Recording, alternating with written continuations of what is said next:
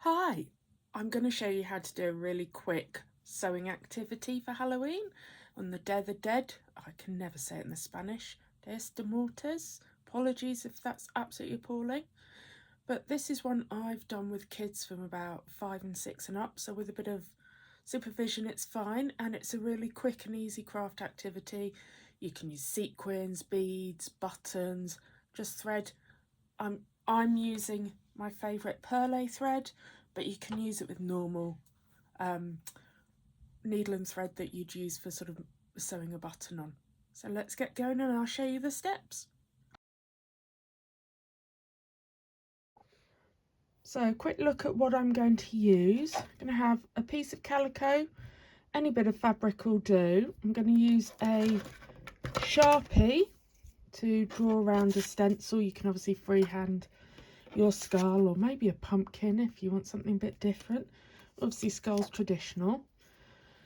I've got black and orange thread to sew on my beads and sequins with, and as you can see here I've got quite a selection. Here I got given some really cool Halloween sequins. So we've got pumpkins and there are bats. Now without a hole in them, you just sort of crisscross over the top. Got ghosts in different colours too. I've even got some plastic spiders in that one. I've got a selection of pony beads. Now these are good for younger kids because you can get the big thick needles through and they're not as hard to get through because I've got them in all sorts of colours, orange, black, Halloweeny colours, and I've got a bit of a selection of different normal sequins there. And you can do any design you like. I've got one I did as my first example. I just sort of put things on randomly. And then this one, I'll finish off in a minute, I was doing my kids class and they started doing faces. I thought, oh, I'll have a go at that too. So you can really have fun with it. So the first step is to just draw around your skull. Be careful with the Sharpie if your material's thin. You might want to put a bit of paper underneath it so you don't get marks on your table. And let's just see if I can get this. Right, okay, so I'm just going to use a stencil. I am not a drawer, but I am very good at manipulating shapes now on Procreate and design, things like Canva. I think my background in being taught engineering drawing, technical drawing, even when I've never been able to do life drawing, has helped me work out how to do things. This appears to be a silver Sharpie. Didn't realise that. It's bled a bit, but that doesn't matter for what we're doing. See, it's gone down into the one before. Because calico, this calico is pretty lightweight. Something, I've got a load of notes there about something I want to do. Because this calico is pretty lightweight, I've put two pieces of it just to hold the stitching. But again, just depends what you're using. Any old pieces of material and some buttons would work for this, with normal needle and thread that you'd use in your sewing mending kit. So it's not going to live in here. This is just sort of for a play, and you could turn it into bunting if you did loads maybe. I'm then going to start with the black thread, knot in one end, thread the other. This thread doesn't tend to need the needle threader. For my chenille needles I use, this is where you now struggle to see me thread it from here. Oh no, I've done it even with all my fancy new glasses. And I am literally randomly going to sew on beads. Now, what you see here, these beads can be tricky to stand upright. So you just poke a little bit less wide than the width of the bead and it gets them standing up. And if you go through twice, so you then are going through there, and I'll show you there, can't really see on the black one, I'll do it on an orange one. If you go through twice, they don't flap about and fall over like they would otherwise. And then what, shall we give it a pumpkin in the middle of his head? important with the pumpkin to try and go through existing holes. This sequin, and it's often worse, especially with bigger sequins, going through twice, and it can be hard, as you can see, to find the hole. So sometimes with a normal circular sequin you go from the outside in, which I'll show you. Now I think I'm accidentally, it looks like the crying pumpkin, I'm accidentally starting a pattern here, so I don't want to continue with that. I don't want a pattern. I'm going to go for a neon orange bead. So can you see what I mean by going through it? Let's see, horizontally there. There we are. And I might put a ghost here.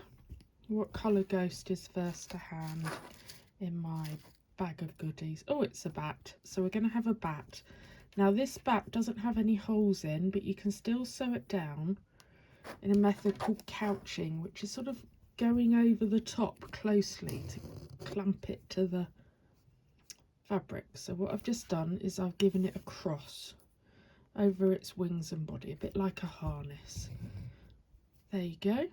And then we'll have another bead, and I'm literally just playing randomly with these colours here. There is no design like with that clown face I did. It reminds me of Skeleton from Super Ted, for any of you 80s parents out there. Anyone else used to love Super Ted? I'll put another bead on there. You see, and you just carry on like this. Then I will show you how to finish the thread. It's really hard to get a nice tight knot on a thread. And you've got about 10 centimetres left, so just a little bit less than this. You want to do 2 tiny stitches. Now we can hide them massively on the back, it's tricky, but I'm literally doing a millimetre stitch underneath the bead and doing that twice. Can you see? Tiny, tiny stitch underneath the bead, you can't see it. And then I snip it with a little bit of a tail on the end. So you carry on like that. And then if you've not got a card to put it on or glue it onto, or you want to turn it into something else, or you haven't got a spare hoop to display it in, I've just been doing this standard running stitch down the end. I've literally just turned the corners over. Nothing fancier than that. I decided to use a contrasting orange thread just to mix it up a bit. You can do what you want. See, I wasn't too worried about a messy back on that one. I am just going to tie that knot in the bottom, thread this again. Got one pin keeping it down, so as I said, you can use buttons, you can use beads, you can draw pictures on and then stitch over them. So I'm just going to finish this running stitch here, and I'll show you what I'm doing, just up from the bottom and down. So up and down like this with a cadence of about 1 centimetre. Nothing fancier than that. I feel like Blue Peter because I had his one that was made earlier. Again, for any of you Gen X parents there.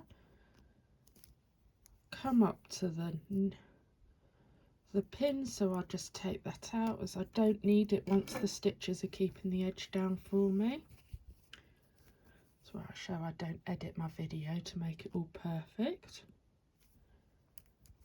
And we're nearly there.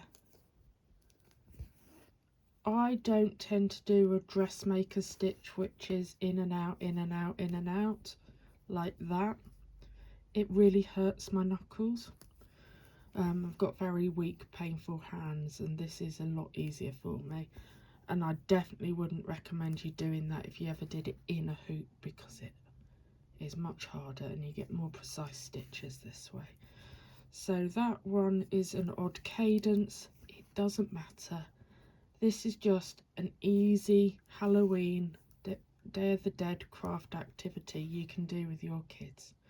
Again, another 2 stitches, one on top of the other to finish with.